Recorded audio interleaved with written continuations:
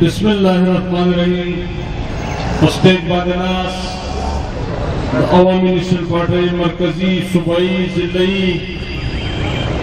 और पते महफल के नास द अवामी नेशनल पार्टी मलगरो दोस्तानो अस्सलाम वालेकुम। मलगरो दलता जमान मक्के द अवामी नेशनल पार्टी के सीनियर मलगरो देर तफसीलन ताजुसरा द पार्टी का हवाला दफ्तर तारीख का हवाला और द बादशाह खान द सोच और द फिक्र का हवाला बादे जमा पर ख्याल तुम तफसीलन खबरें उकड़े और जल्द वाड़म चिजार खबरें दोबारा ब्या दोरावशी न कोशिश पक्को चमंगदार खबरों में जुदा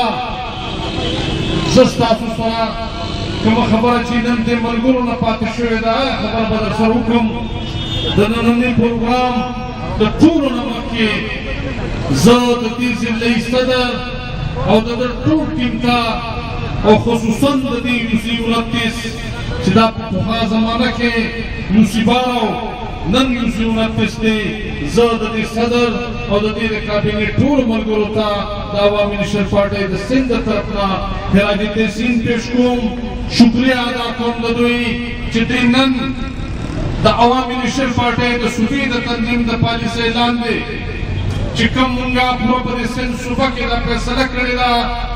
او دا فیصله صرف زموږ د پالیسۍ حصه نه ده بلکې دا د دې پارټۍ د آئین او د منشور یوه حصه ده چې عوامي نېشنل پارټي د باچا خان دا تحریک د خپلو کارکنانو د متحرک ساتلو دپاره خپل کارکنانو ته هغه خپلې پالیسۍ ورکولو دپاره د خپلو کارکنانو د تربیت دپاره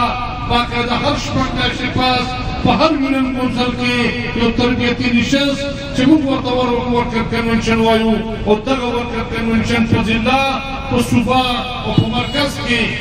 باقاعده زموږ د آئین یوه حصه ده. خو ملګرو موږ د آئیني ذمهواري د تېرو ډېرو کلونو سره موږ د خپل آئیني ذمهواري چې ده دا نه وه پوره کړې او د هغې څه زموږ تنظیمي کمزورۍ او څه د دې سره د دې ښار د تېرو څو کلونو د دې صورتحال او دلته چې کوم حالات وو د هغې په رڼا کې یا د هغې حالاتو په وجه باندې موږ د خپلې پارټۍ آئیني ذمهوارۍ چې دي هغه پوره نه کړی شوي او موږ او تاسو کم از کم په دې ټول خبر یو چې په دې ښار کې په موږ باندې یو غیر اعلانیه د سیاست پابندي لګېدلې وه. په دې سورامګوټ کې موږ تصور نه شو کولی، موږ سوچ نه شو کولی چې دلته به موږ خپل دفتر کولاو کړو، دلته به موږ خپلې جنډې ولګوو، بلکې د 2013 د الیکشن نه څو ورځې مخکې دلته ډېر ملګري ګواه ناست دي چې هغه یې باقاعده راوغوښتل او ورته وویلی شو چې که سیاست کوئ نو د چا په قوتونو جوړه شوې پارټي چې PTI ورته ویلی کېږي دغه پارټۍ په نوم به دلته سیاست کوئ، دا سره جنډه به لرې کړې، د PTI جنډه به ولګئ، په دې دفتر به د PTI نوم ولیکي. انګول د سره تاریخي یو خبره وکړه چې دا دشمني زموږ د سوچ او د فکر خلاف دا خلک زما د سلو کالو د سیاست دشمنان په هر دور کې په څه نه څه شکل کې راغلي دي. خو د باچا خان فالوور د عوامي نېشنل پارټۍ کارکنانو چې نن هغه ټول پر سټیج او پر اعلان ناست دي، نه خو دلته جنډه کوزه کړه، نه یې خپل دفتر بند کړو او نن دا کنونشن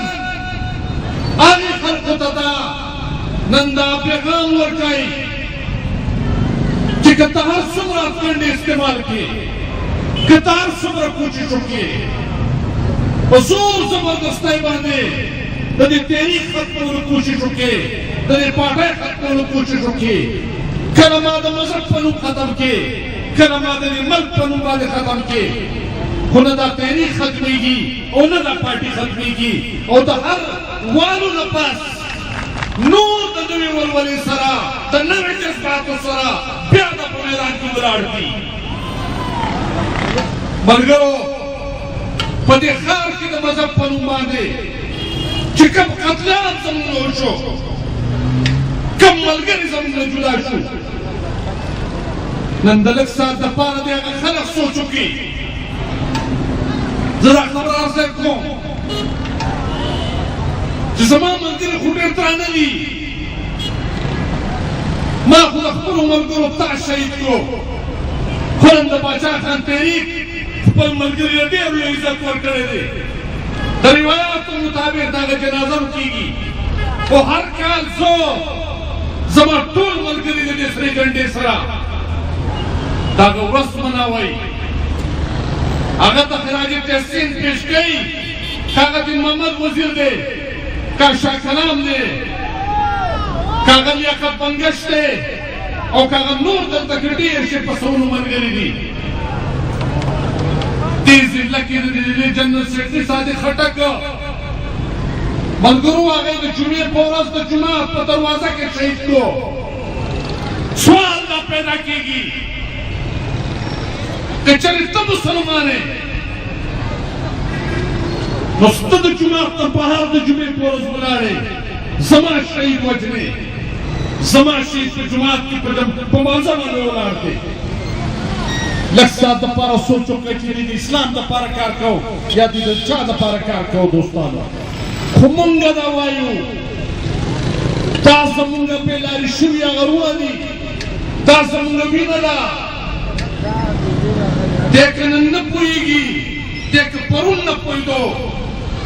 خو زمونږ او ستاسو چې مونږ دا قومي سیاست کوو مونږ د دې پښتنو نمایندګي کوو نو زمونږ دا هم ذمهواري جوړېږي چې موږ دغې ملګرو ته دغې بېلارو خلکو ته موږ لاره ورکړو دا پوه کړو په دې خبره باندې چې ستا لار غلطه ده دا یو مصلحه قانون دی که زه خاموشه پاتې شوم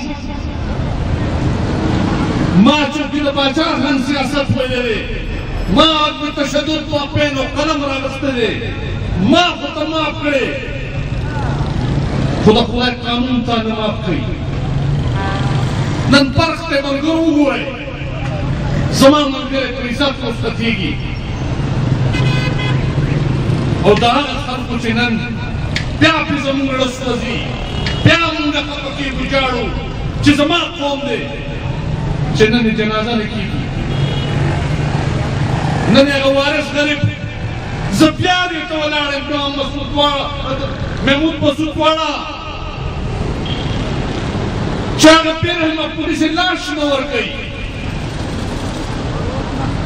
یو مړی دلته کېږي په مقابله کې مړ کېږي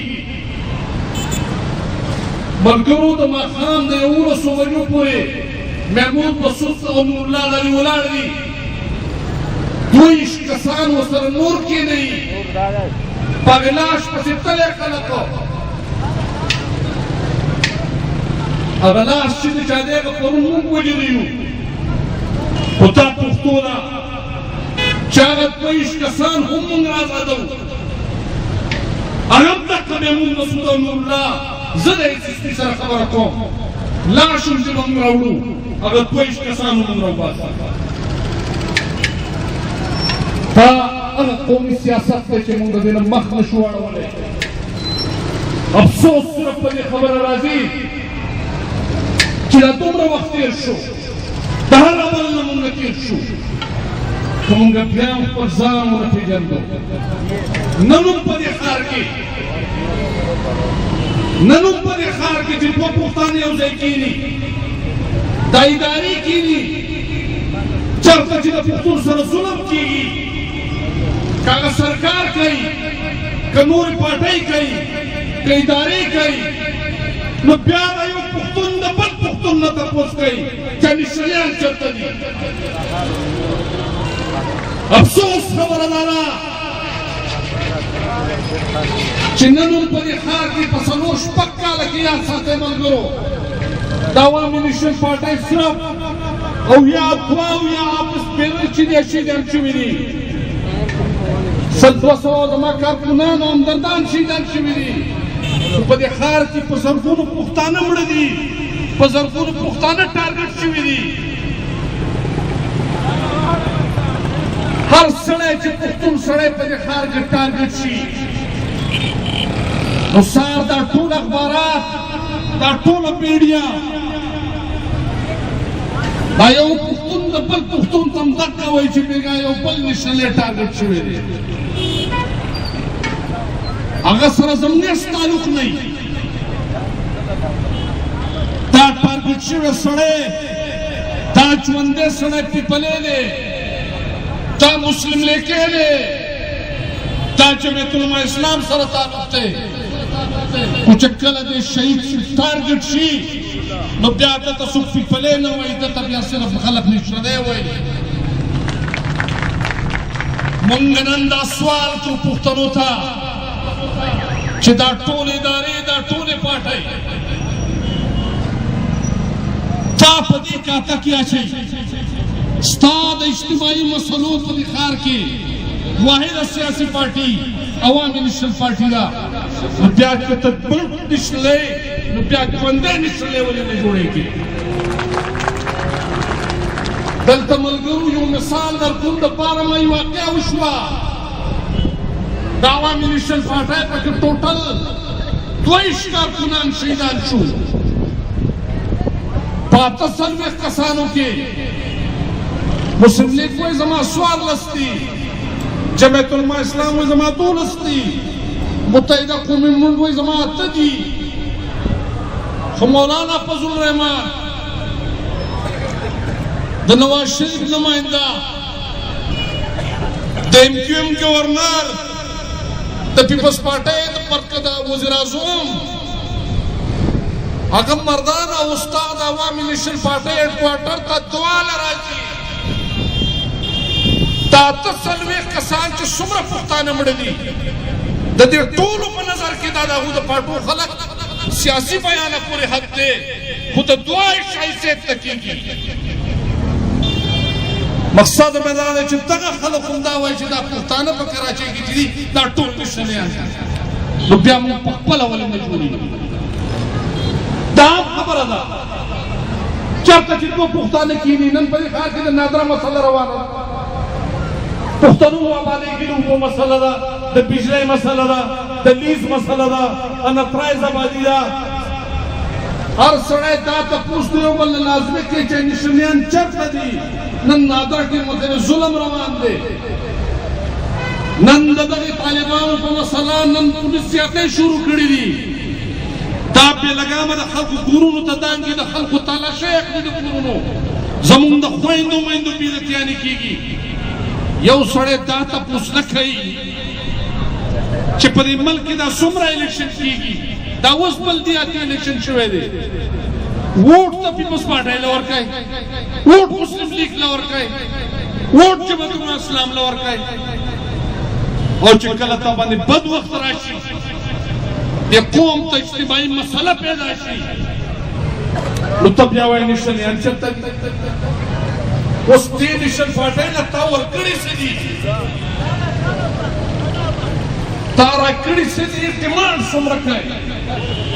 نو د دې خبرې دپاره عوامي نیشنل پارټۍ یو صفا سوتره فیصله وکړه چې زه نن په هر یونین کونسل کې د ورکر کنونشن بنیادي مقصد د دا دی چې د پارټۍ دا نوې پالیسي چې که زموږ 100 ممبران دي که زموږ 200 ممبران دي په دې یونین کونسل کې که 300 دي دا د واټ صدر سیکرټري د کابینه دا ټول به د دې باقاعده ریکارډ جوړوي په خپل رجسټر کې هر ممبر نوم د هغه ملکیت د هغه پته د هغه شناختي کارډ نمبر د هغه ټلیفون نمبر دا به دی په مردانه اوس کې دغه رجسټر جمع کوي مونږ ورله باقاعده سړی مقرر کړی دی چې هغه به دا کمپیوټرایز کوي او بیا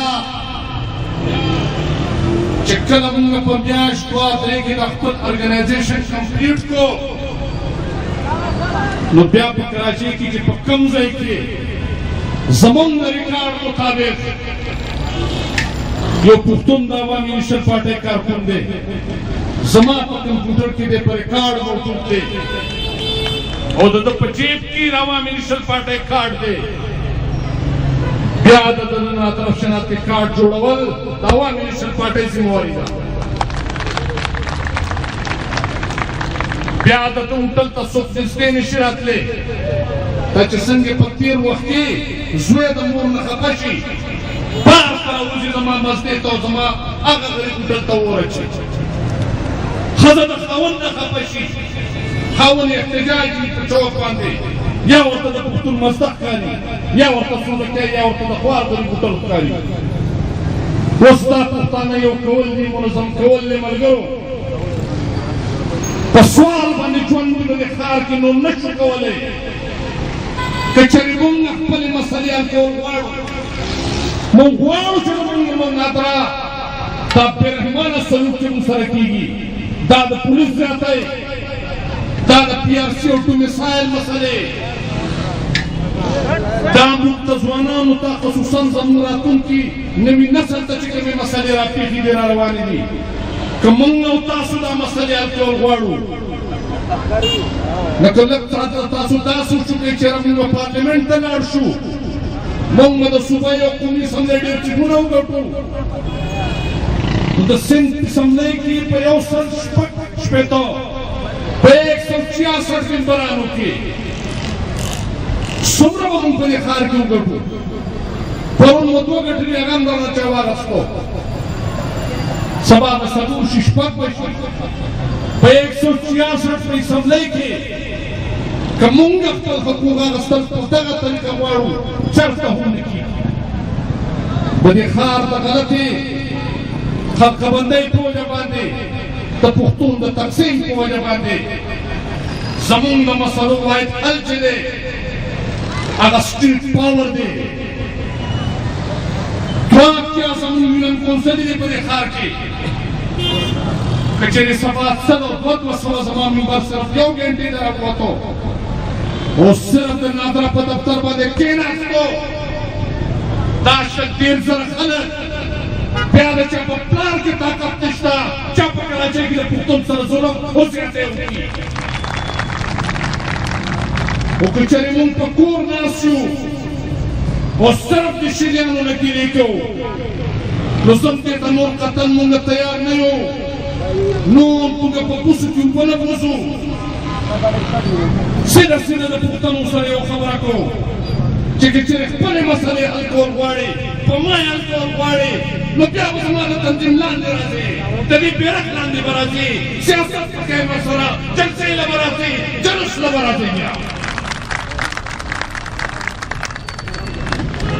دوستانو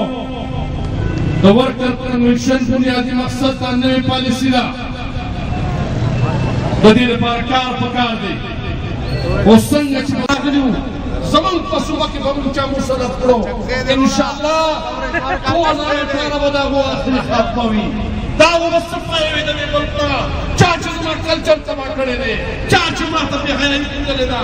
تباهي به کېږي ختمېږي به د دې نه دوستانو زه نور ستاسو په مخ کې ما د سره ډېره کوشش وکړو چې د دې ښار په اوله زه تاسو سره ډېرې سپینې او صفا سوتره خبرې کېدم نن وخت بېرته راغلی چې پښتانه کېږو به او دا مونږ او تاسو په خپله پښتانه شوي نه یو مونږ خدای پښتانه پیدا کړي یو چې کله مونږ خدای پښتانه پیدا کړي یو نو پکار ده چې مونږ په دې خپلې پښتونولۍ باندې فخر وکړو په دې پښتونولۍ باندې ډېره ډېره مننه نعرې ولي نعرې پښتون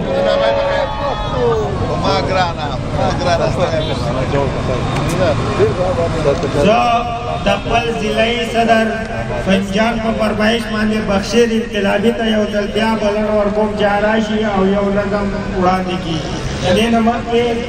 زه د ډسټرکټ سابقه جنرال سیکرټري شهید شوی جنرال سیکرټري رور جاوید خټک ته په پروګرام کې پر اطلاق باندې هرکلی وایم او ګلوکار نن چې پښتون انقلابي شعرونه ویلي دي وایي د چکځای ته هغه په پروګرام کې پر اطلاق باندې هرکلی وایم روایت فکری غاوه کچ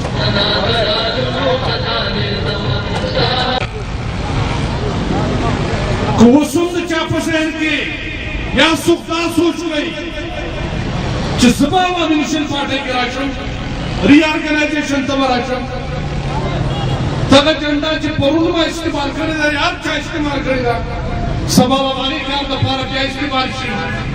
نو یاد ساتئ د سوراب ګوټ ټولو پښتنو که زمونږ د دې جنډې چا چند بې حرمتي وکړه د دې پارټۍ چا قبضې او پتې واخیستې نو یاد ساتئ با سره دا ملګري په دې باندې ټول پورته پېښ دي یو ملګری یو یونین کونسل یو منټ لم برداشت کولو بیا تیار دی موږ د دې ارګنایزیشن بنیادي مقصد خپلو ملګرو تربیت کول دي هغه تربیت چې ما ته په وراثت کې په میراث کې د باچا خان نه پاتې شوی دی او د ملګرو په حواله صرف یو خبره به تاسو ته ضرور وکړم چې څو ورځې مخکې دلته منشیات فروش راپاڅېدو په هره علاقه کې زموږ ملګري خود سره دي بهادر علي ودرېږي هر چاته ما بله شپه په هغې علاقه کې ورته کنونشن کاو ما ورته د بدبختۍ خبره دا ده چې په دې زړه سبزه منډۍ کې الیکشن پیپلي ګټلی دی چیرمین د پیپلز پارټۍ دی کونسلران د پیپلز پارټۍ دي خو بنیادي چې کوم منشیات خرڅېږي هر ماښام مړي خرڅېږي د هغې دپاره زما ملګري پاسي د الطاف شهید په شکل کې ودرېږي ورته ملګرو هغه باندې بې تحاجه تشدد کېږي شهید کېږي ما د هغه په جنازه کې یو خبره وکړه چې زما تېر ماضي زما سادګي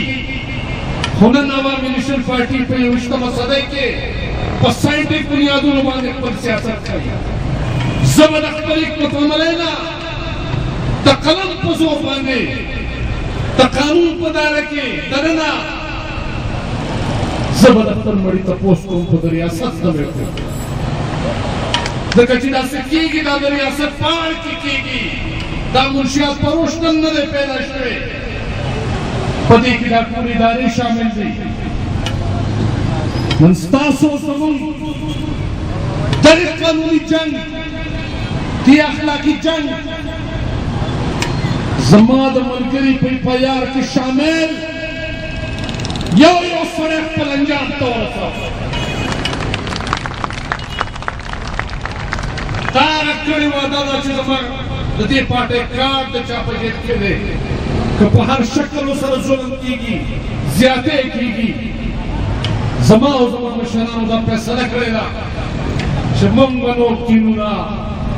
موږ به د خپل بېګناه ملګري اخلاقی طور قانونی طور مکمل تپوس او هر ظالم په قانوني دایره کې دننه خپل انجام ته ضرور رسوي د خپلو صلاحیتونو په بنیاد